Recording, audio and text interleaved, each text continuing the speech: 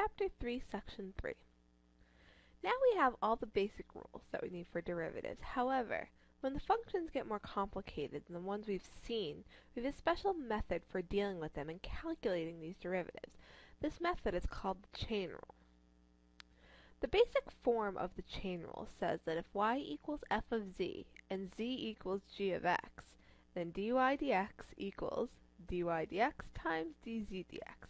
Now, this probably isn't going to make sense in formula form.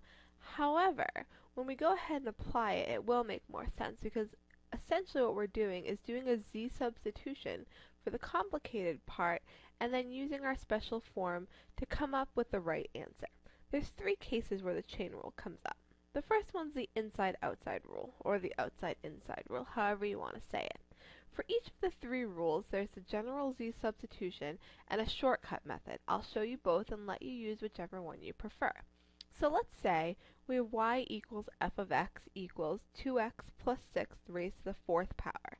Now, we don't want to multiply this whole thing out because the bigger the power gets, the harder it's going to be.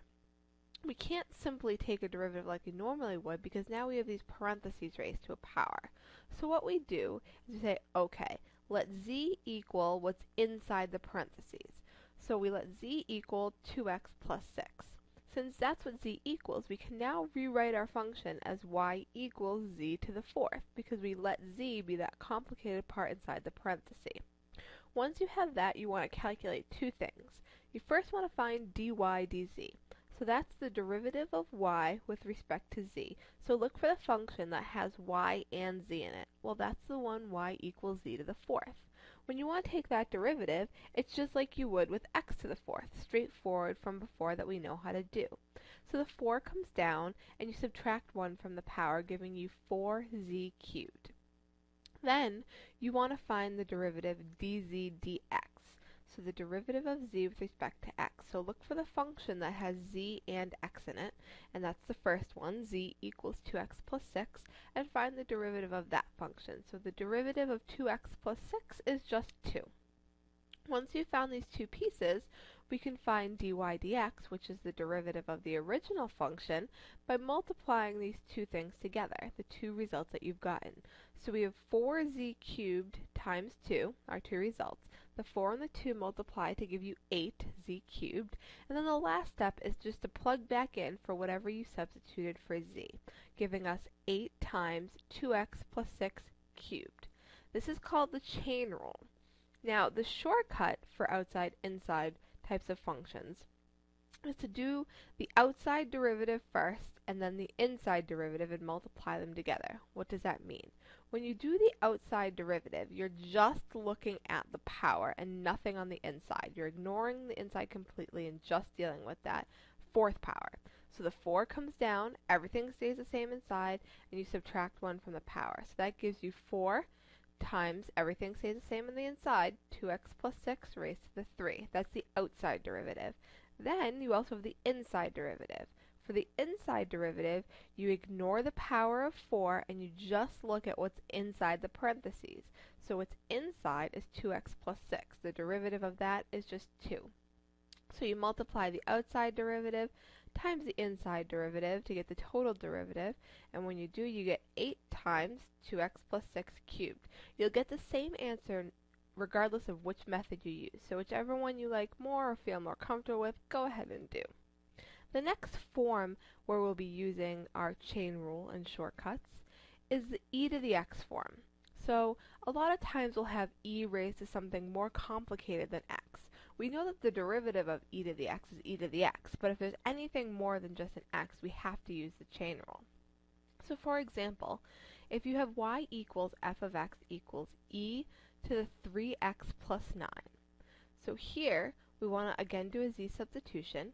We're going to let z equal the power, the complicated part of this, which is 3x plus 9. Now we can write y as y equals e to the z. Now once we have that, again we want to find our two pieces. We want to find dy dz and dz dx. So here, dy dz is going to be e to the z, because again, the derivative of e to the x is e to the x, so the derivative of e to the z is e to the z. And then we also want to find dz dx. So we look at the function that has both z and x, and we find the derivative. The derivative of 3x plus 9 is just 3. Once you have those two things, you multiply them together to get the total derivative, which gives you 3 times e to the z. Then the last step is to plug back in for z.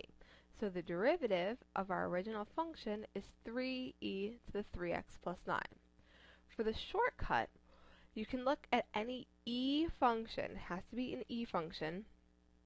And the shortcut says that when you have e to something complicated, you're just going to write down the same exact thing that you had. So e to the 3x plus 9, you write that down, and then there'll be a multiplier in front. And the multiplier in front is the derivative of the power.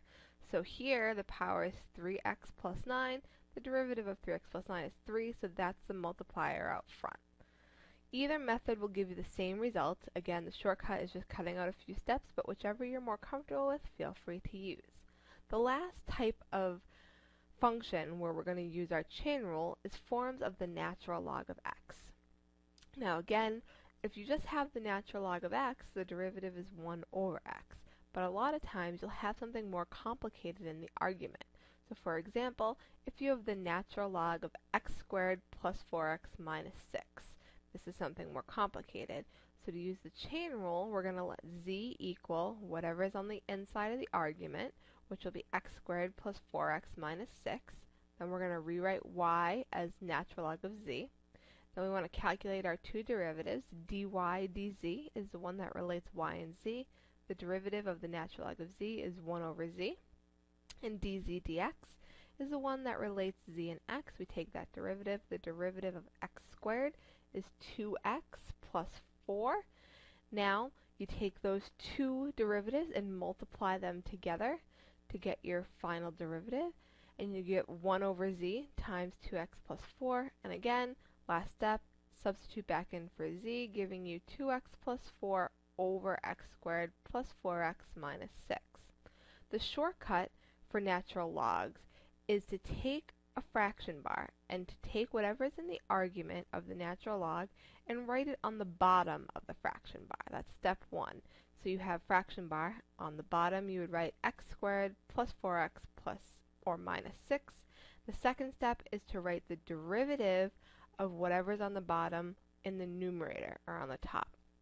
So the derivative of the bottom is going to be 2x plus 4. So that would be the shortcut. Whenever you see a natural log, you put whatever's in the argument on the bottom of a fraction, and the derivative of whatever you put on the bottom goes on the top. I want you to notice here that with forms of natural logs, when you have the answer, the natural log is no longer there. So don't let that confuse you. It will be gone when you're finished with your derivative. So now would be a good time to try to do some of the homework from Chapter 3, Section 3.